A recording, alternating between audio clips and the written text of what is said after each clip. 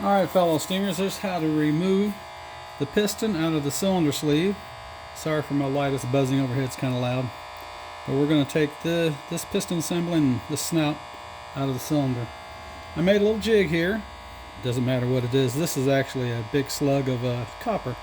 Drilled a 1/4 inch hole, and then you have to slot it big enough for the piston rod to fit in. And I generally like to take and mark them so I know about where it's going to go back together at, because they do get wore in a certain place, so there is a little mark right there.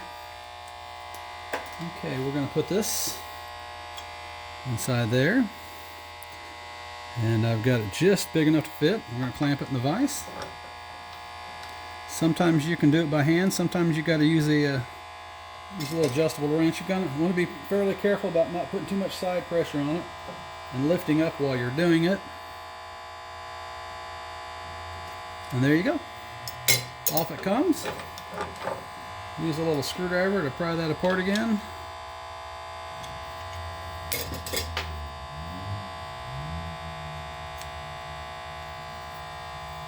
Maybe pry that out of there just a little bit.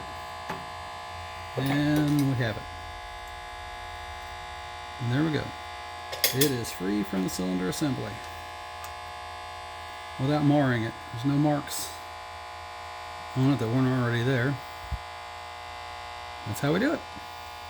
Simple little jig just like this. 1/4 inch hole, slot it, clamp it in your vise, and use gentle pressure sideways on it. And there you go. Bye now.